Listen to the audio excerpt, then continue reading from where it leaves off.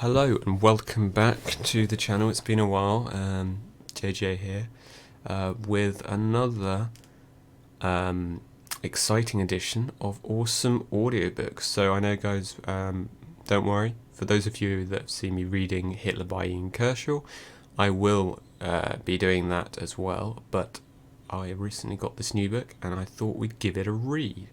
So what this is going to be is just me reading it like an audiobook, and I hope you guys enjoy it. This is going to be episode 1, Unmasking Our Leaders by Michael Cockerell, and this has just recently been released, so I hope you all enjoy. Chapter 1. You make them appear human. Some years ago I thought of a deceptively simple question to ask a would-be Prime Minister. Do you have any doubts about your ability to fulfill the role of Prime Minister? Over the years, 9 of them have replied.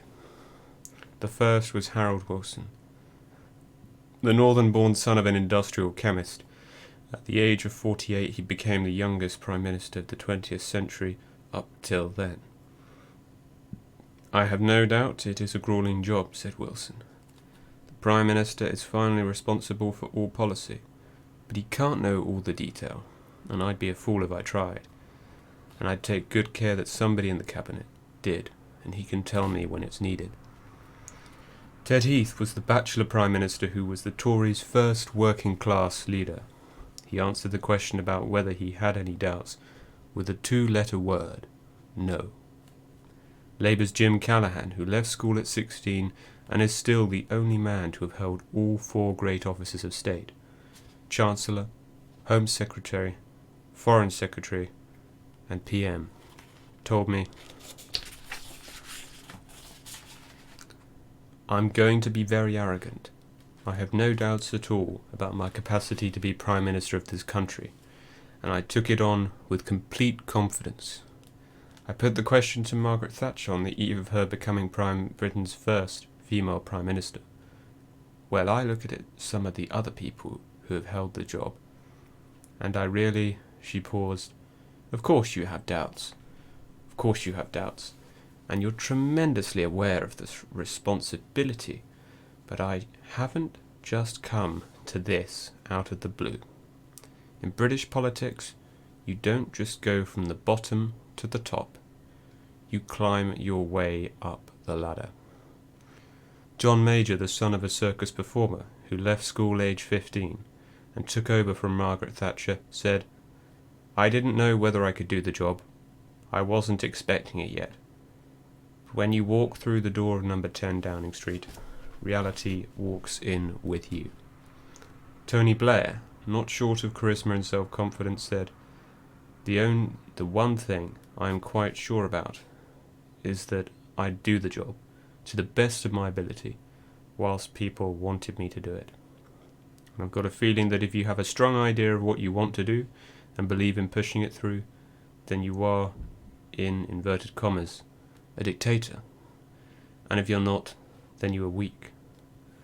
You know, you pay your money and you take your choice. The Eton and Oxford educated David Cameron, who was to become the youngest PM in nearly 2 centuries, said, look, if I had major doubts I wouldn't have put myself forward to lead my party in the first place. You have to be absolutely ready to take the difficult and big decisions you would have to take as Prime Minister, including sending troops to war, and I decided I was ready for that. The vicar's daughter, Theresa May, said, I don't tour the TV studios, I don't gossip over lunch, I don't drink in Parliament's bars, I don't wear my heart on my sleeve, I just get on with the job in front of me. My pitch is very simple. I'm Theresa May, and I'm the best person to be Prime Minister. When I asked Boris Johnson, then Mayor of London, if he had any doubts about his ability to fulfil the role of Prime Minister, he replied, I think people who have doubts or anxieties about their ability to do things probably have something terrifyingly awry. You know, we all have worries and insecurities, and I think it's a very tough job being Prime Minister. Obviously, if the ball were to come loose from the back of a scrum, which it won't, it would be a great thing to have a crack at. Working in television for over half a century, I've been lucky enough to make films about the past 12 Prime Ministers, from the Eton and Balliol-educated classic scholar Harold Macmillan, to Alexander Boris de Pfeffel Johnson, classic scholar educated at Eton and Balliol. I have also specialised in making candid profiles of many of our other top politicians who never quite made it to the top of the greasy pole, including Barbara Castle, Enoch Powell, Roy Jenkins, and Dennis Healey, as well as the libidinous Alan Clark. I remember a conversation I had with the late Professor Bob Mackenzie in my early days at the BBC. The LSE academic who doubled as a TV presenter and interviewer said to me, "Imagine what it would be like if there were videos of Gladstone and Disraeli." That set me thinking. We well know what the two grand old men looked like, and we know a great deal of what they did. But what were they really like? What were their voices, their accents, their body language, their loves and hates, and what made them tick? How would they have answered reporters' questions? It inspired me to try to make a shelf full of films about our prime ministers and other leading modern politicians. I have 3 criteria in choosing what some people call my victims and I call my subjects. They need to be or have been at the top of politics. They have to know where the bodies are buried and be prepared to talk candidly. And they have to have what Dennis Healey famously called a hinterland, an existence beyond politics. They had to be interesting enough to fill an hour of television. This book is the stories of these politicians who come in all shapes and sizes. It will tell you who they are or were, and what they are or were really like, on and off camera. It is also a behind-the-scenes account of making the films, about them and the coups and cock-ups that happen. It is a story of a life in political television, and of filming round the world, being imprisoned in Africa and nearly killed in the Middle East. The book will also tell the tragi-comic inside story of the battles for control over the years between the politicians and the broadcasters, and how the two sides have become increasingly savvy and sophisticated, with each accusing the other of dirty tricks and fake news. And it will reveal how I have managed to lull some of the wariest people in the land into candour.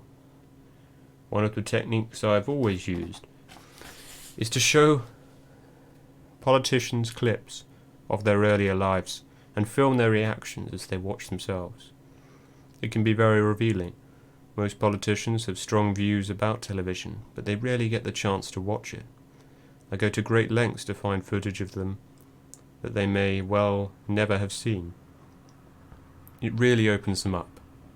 They are fascinated looking at their younger incarnations, surprised at their voices, which nearly always rather sound posher than they do now. And the clips prompt long-buried memories of the way they once were. Sometimes they laugh, and on occasion, like with the old bruiser Dennis Healey, they cry. I remember Ken Clark saying to me, "How do you want me to play this?" I said, "I'll show you the film that we've dug up of your early days in politics and some more recent, and I want you to react naturally to what you see." "You mean you want me to sit here and shout at the television like I do at home?" asked Clark. "You've got it in one," I replied. "The politicians tend to get so engrossed in watching themselves that they almost forget they are being filmed, and I am able unobtrusively to chip in with questions. After one profile was broadcast, Labour's fabled spin doctor Peter Mandelson glid up to me at a party and said, "You do the most important thing you can do for a politician." "What's that, Peter?" I asked. "You make them appear human." He then glid away, just as I was about to say, "Might be difficult with you, Peter."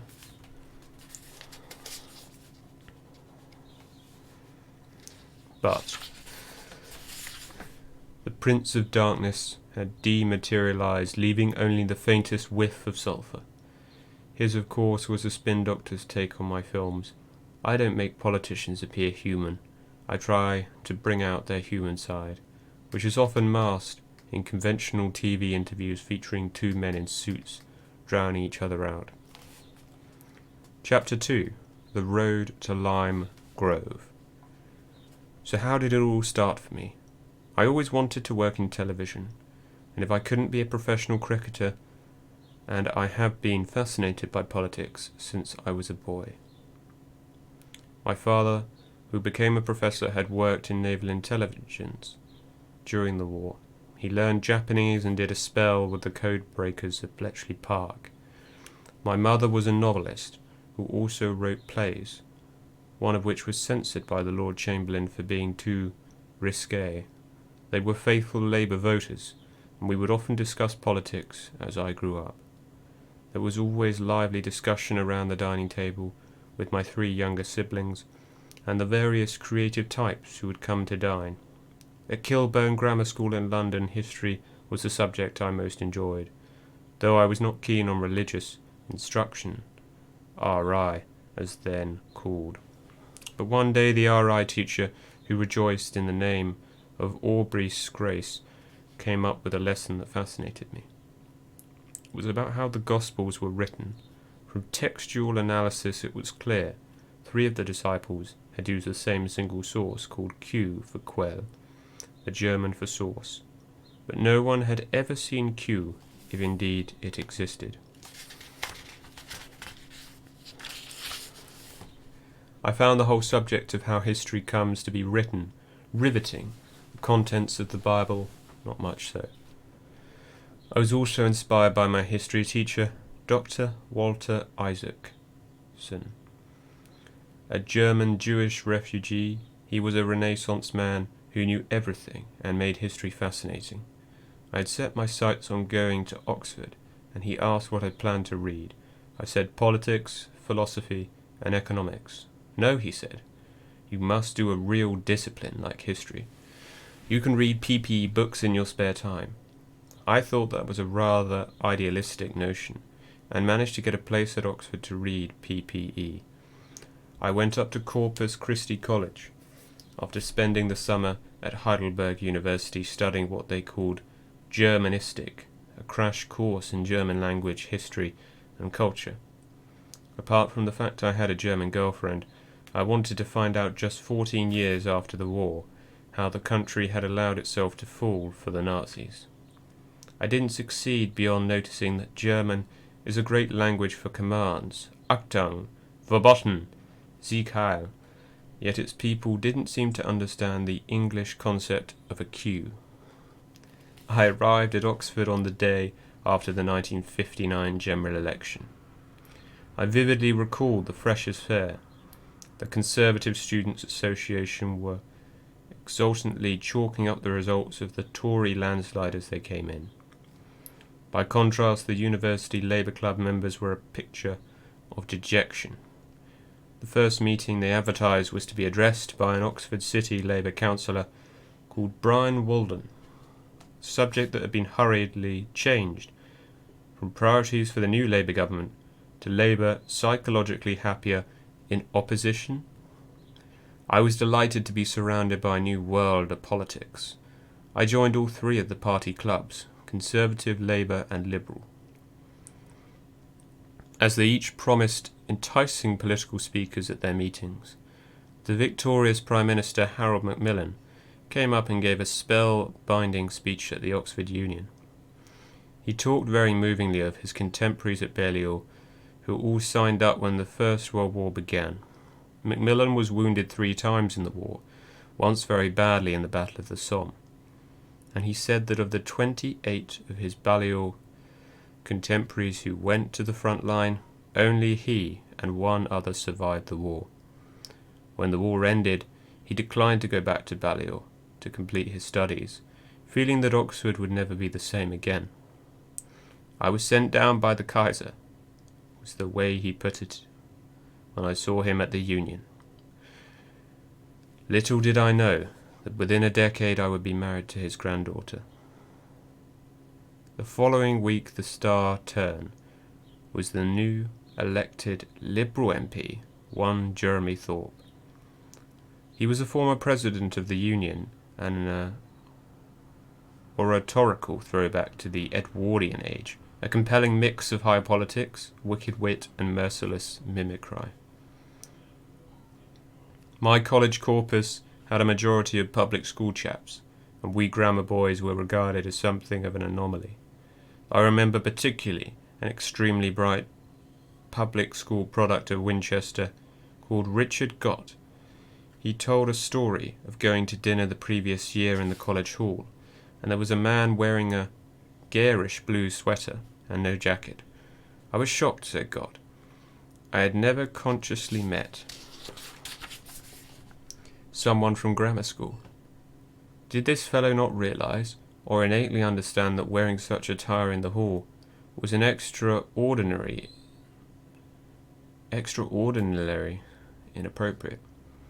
Apparently not. Gott went on to have a distinguished career as a journalist and historian, specializing in Latin America until he was fingered by The Spectator, a Soviet operative. He resigned as a literary editor of The Guardian, after admitting he'd accepted travel expenses from the KGB, while denying being an agent of influence on what Lenin used to call a useful idiot. At Corpus I edited the college magazine. I also played cricket, played the drums in a jazz band, and played the field. My politics tutor, Michael Brock, was a wonderfully enthusiastic contemporary historian. His specialist subject was the Liberal Prime Minister H. Asquith, and his colourful wife Margaret, whom he quoted as saying, "I hate all journalists. It's a vile profession. Nothing is sacred, even corpses are copy." My great hero was the historian A.J.P. Taylor.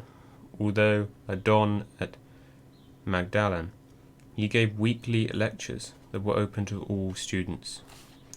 He would saunter up to the podium and speak fascinatingly without a note for exactly an hour.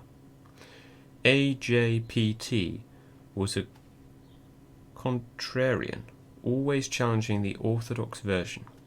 His lectures were so popular that they had to be held in the biggest indoor space in Oxford, the examination schools.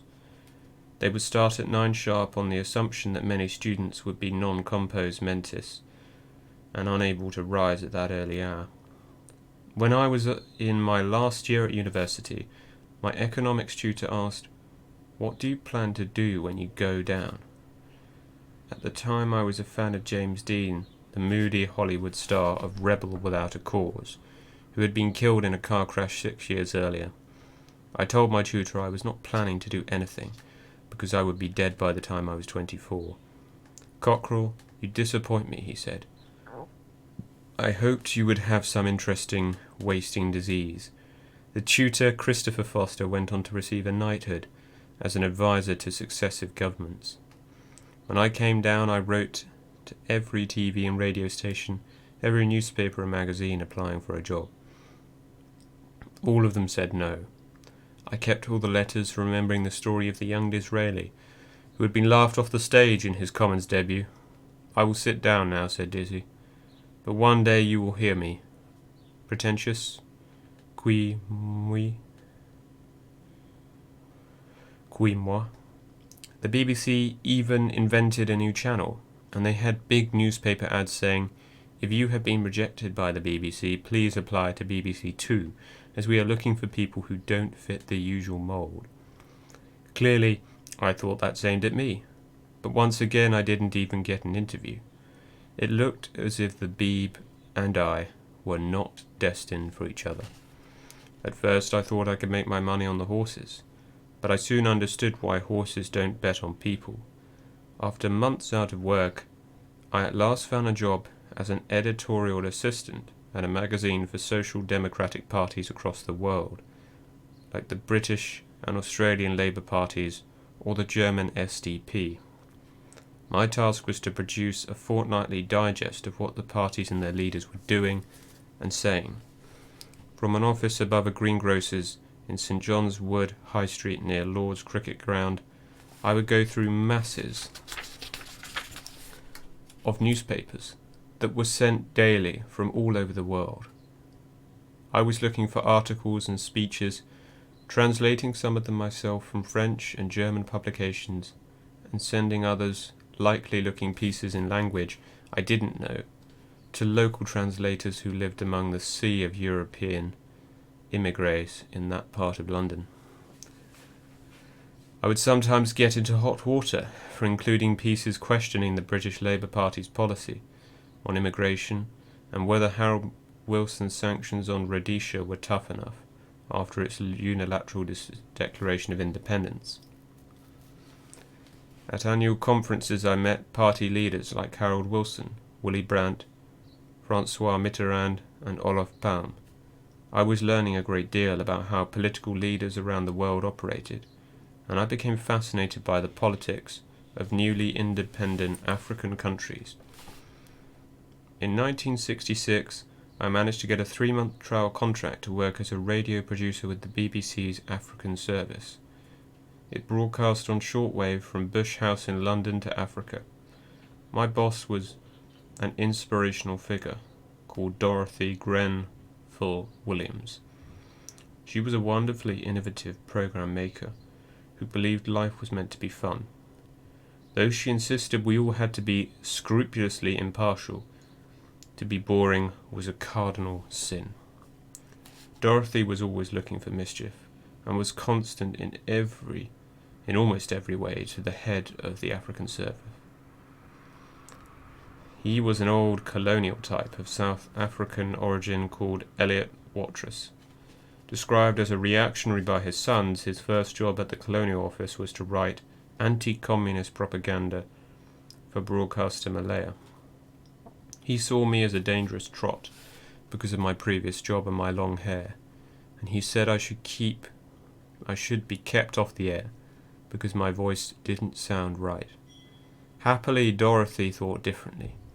I was made a producer as she set up a new daily radio program called Good Morning Africa, which mixed news reporting, features, and pop music. It was a world away from the stuffy, old-fashioned programs for expats like calling Sierra Leone, and it was an immediate success. I was greatly enjoying myself at Bush House, working with people from all over the world, broadcasting in some 50 languages. It was like a mini United Nations, with a top-class subsidized canteen which produced a range of exotic foods each day. So tempting was it that an impoverished young lawyer would often come to lunch from the nearby law courts in the Strand. He was called Derry Irvin, and was later to become Tony Blair's impossibly grand Lord High Everything Else. But in 1968 I decided to give television one more try, and was given a 3-month attachment to BBC TV Current Affairs at the fabled Lime Grove studios. Lime Grove was where factual television in Britain really began.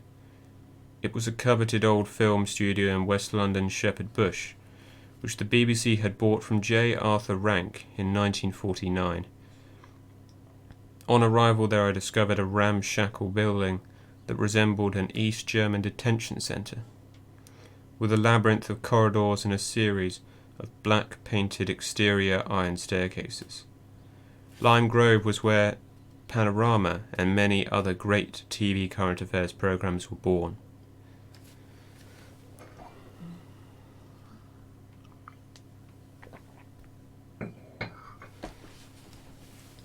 It is also where successive prime ministers sought to come to terms with the cameras,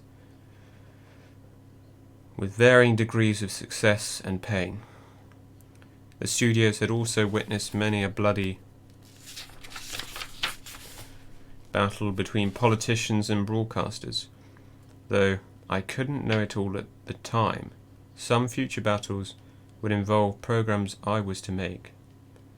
Lime Grove seemed to me to be the ideal vantage point for witnessing at first hand what our political leaders were really like, and moving towards my ambition to become a TV political reporter. Chapter 3: Old Dogs, New Tricks. Our political leaders spend their careers spinning their images and polishing their achievements. I've spent my professional life stripping off the gloss. The way television has developed is central to my work. The small screen has transformed the art of political communication, and every modern Prime Minister has loved, hated, or feared television. Some have done all three. I have made programs about how our political leaders and their spin doctors have sought to use the media to their advantage. From Boris Johnson all the way back to his great hero Winston Churchill. The grand old man was the subject of Johnson's last book, which poignantly showed how Churchill, the journalist turned politician, modelled his career on that of our current Prime Minister. Winston Churchill returned to number 10 in 1951, ousting Labour's Clement Attlee, Britain's first post-war Prime Minister. Neither man had any time for television. Attlee took the view that it would have been better if TV had never been invented. It was, he said, nothing more than an idiot's lantern that would turn politicians into entertainers. For his part, Churchill said, "Television is a tuppenny halfpenny Punch and Judy show. Making speeches is difficult enough. It would be intolerable if one also had to consider how one would appear. What would one look like all over the land?" For his first 2 years back in Downing Street, the PM reacted to the TV cameras in the manner of a 17th century aristocrat who did not want the vulgar mob to stare at him. He would either walk straight past the cameras or put his hand over the lens if they came too close. Churchill was never interviewed on television. His first broadcasting officer was one John Profumo. Supposedly in charge of radio, Profumo later told me he visited the US during the 1952 presidential election and came back dazzled by what he had seen. It was, he wrote to the party chairman on his return, absolutely essential to get all our people on all the programs we can. My view is that television is the real thing. Churchill was unconvinced, and he was the first strongly opposed to the televising of the new Queen Elizabeth's coronation. But the monarch herself and her husband were in favour. The huge success of the coronation broadcast, with its record-high audience, helped persuade the PM he could no longer ignore television. It was not going to go away. In 1954, the Tories' newly appointed television advisor, Winifred Crumb Ewing, persuaded Churchill to have a TV screen test in 10 Downing Street. She and the camera team were instructed to keep the whole proceedings absolutely confidential, and for over 30 years they succeeded in keeping the secret, until my producer, Sally Dognis, and I made a program called TV and Number 10. Sally went to see the elderly Miss Crumb Ewing in hospital and was delighted to learn she had a copy of the screen test under her bed at home. She gave the keys to her house to Sally, who unearthed 2 large cans of film labelled Churchill.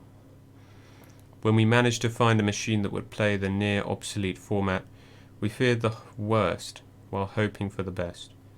Churchill, wearing a black jacket and spotted bow tie, sat at his desk with a microphone rigged above him.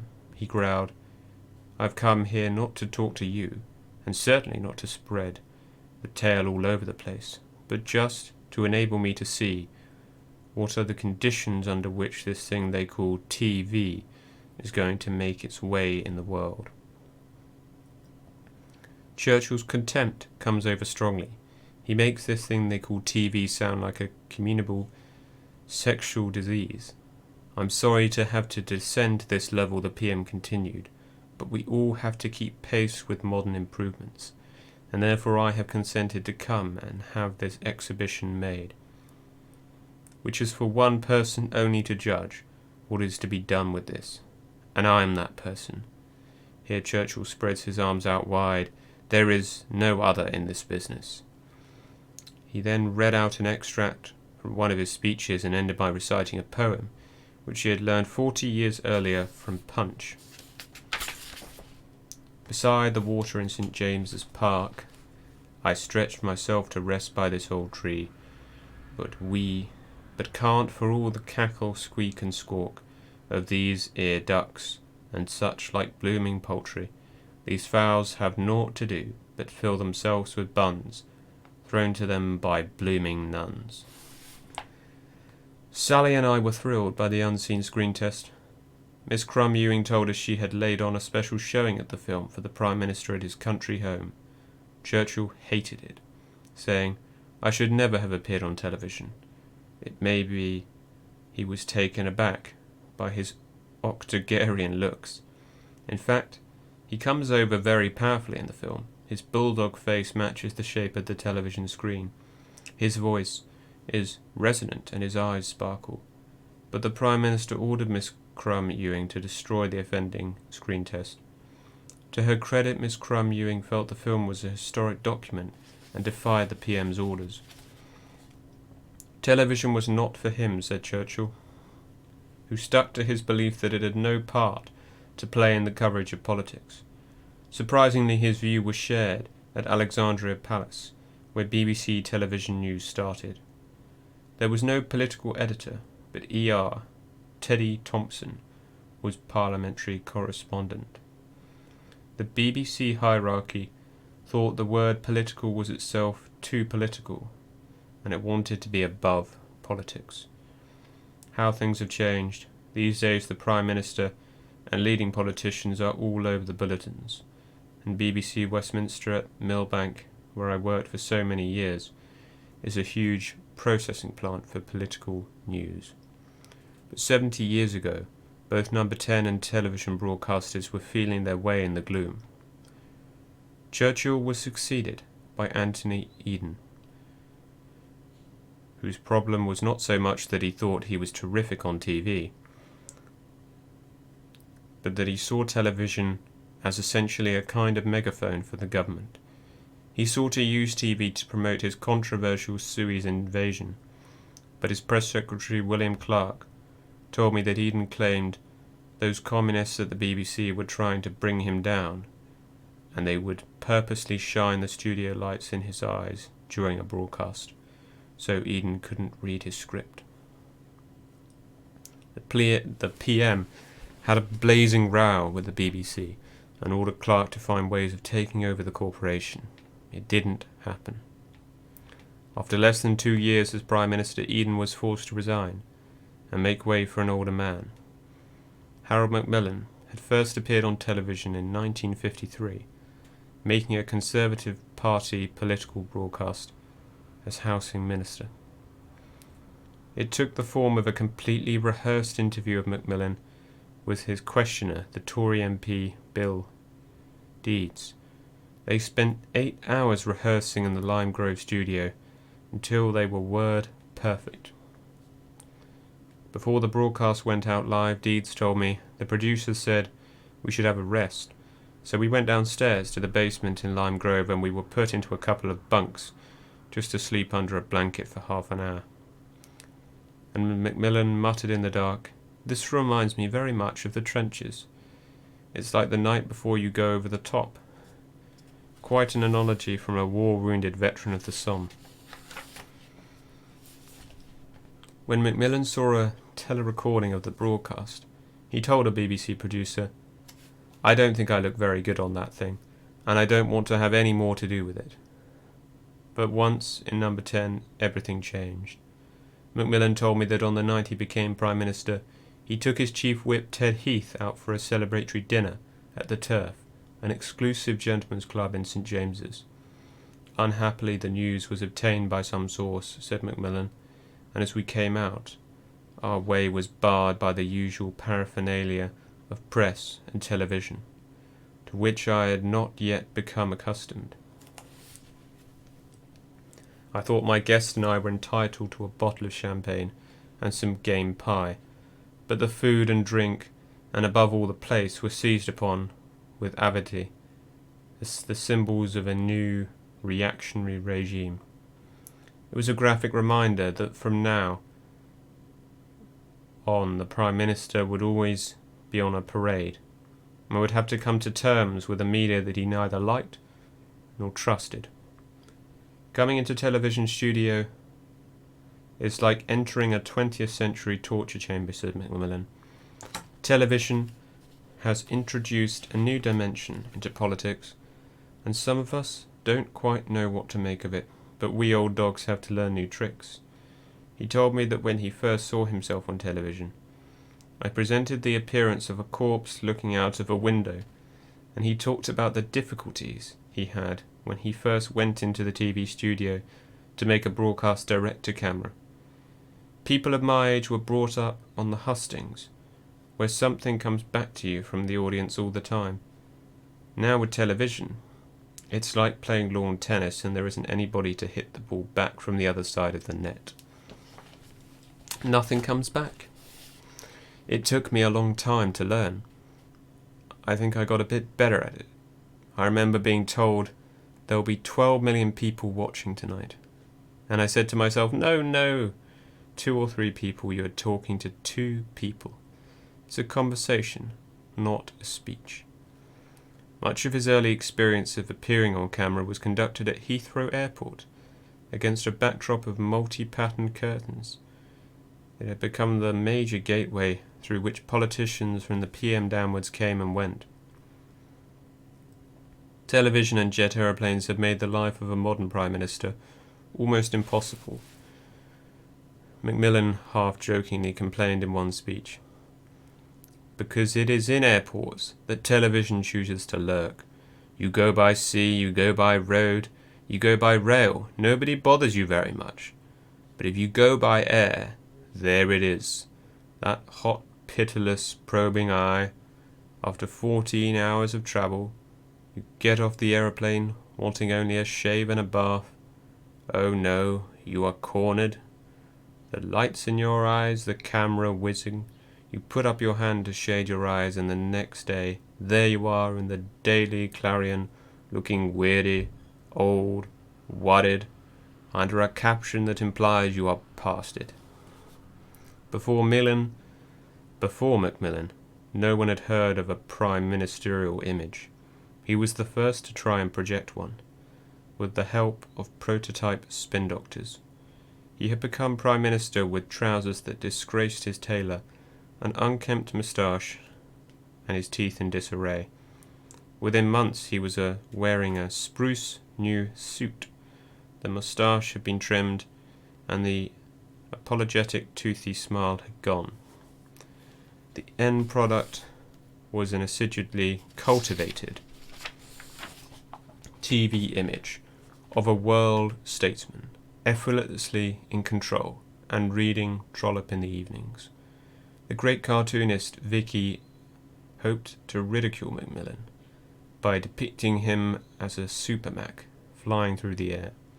In fact, the cartoons played into his image of what was called unflappability, though that was far from the reality. Macmillan was a highly emotional man who would suffer agonies of nerves and was sometimes physically sick before big speeches or TV performances. But he was a good enough actor to hide impairments in public. Macmillan was the first incumbent of Number 10 to emerge as a TV persona. His skillful use of the small screen during the 1959 election helped him win a landslide.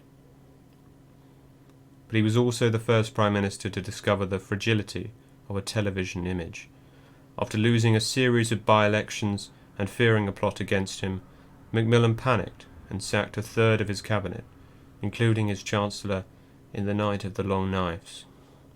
He morphed from Super Mac to Mac the Knife, and things only got worse with spy scandals and the Profumo affair. Under the satirical glare of new television programme, that was the week that was, and the relentless private eye, he came to appear like an outmoded Edwardian throwback, fuddy-duddy and out of touch. He was up against a formidable new opponent, the new Labour leader Harold Wilson, was to be determined to present himself as the polar opposite to Macmillan. And that is the end of the first episode of Unmasking Our Leaders, guys. I hope you enjoyed. If you did, give it a like and also subscribe for more. I will see you in the next one.